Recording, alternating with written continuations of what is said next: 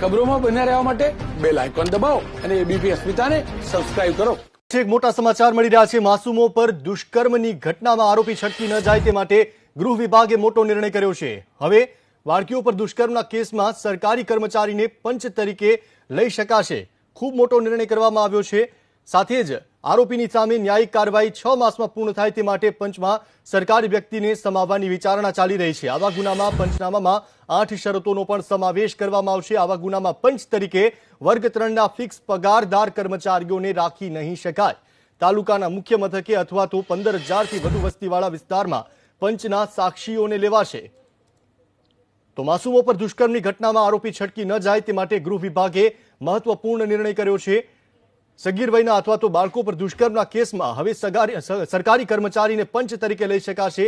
આરોપીની સામે ન્યાયિક કાર્યવાહી 6 માસમાં પૂર્ણ થાય તે માટે પંચમાં સરકારી વ્યક્તિને સમાવવાની વિચારણા ચાલી રહી છે।